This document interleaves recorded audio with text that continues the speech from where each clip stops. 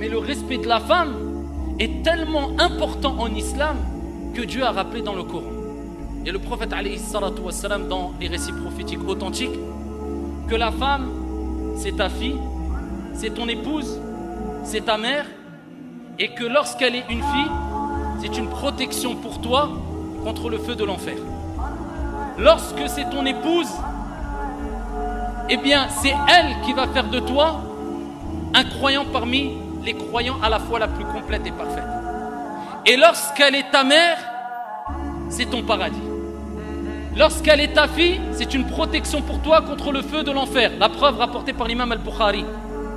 Le prophète alayhi afdalus salati wa askat taslim a dit dans le sens: toute personne à qui Allah tabaraka wa ta'ala a confié la responsabilité d'avoir des filles et qu'il les éduque en se comportant de la meilleure des manières avec elles, en se comportant bien avec elles, avec douceur, elles seront une protection, un bouclier contre le feu de l'enfer.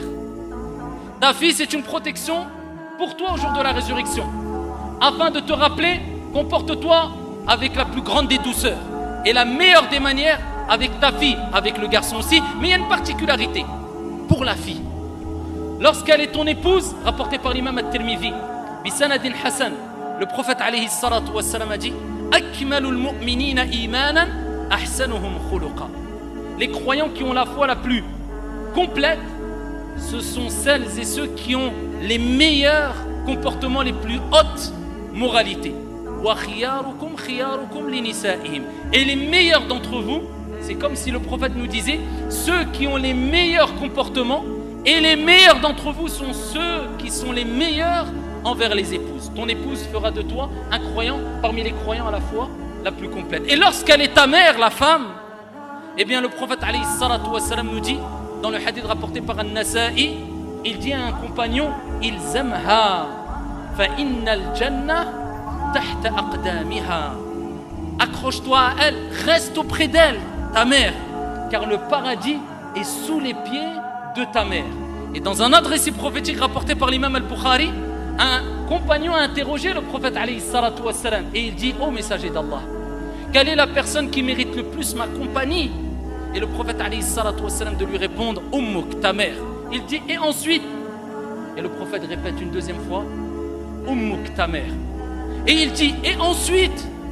Le prophète alayhi salatu wassalam répète une troisième fois: Ummuk, ta mère. Il dit: et ensuite? Et seulement à ce moment-là, le prophète alayhi salatu wassalam dit: Abouk, ton père. Cela ne veut pas dire que le père n'est pas à respecter, tout être humain est à respecter.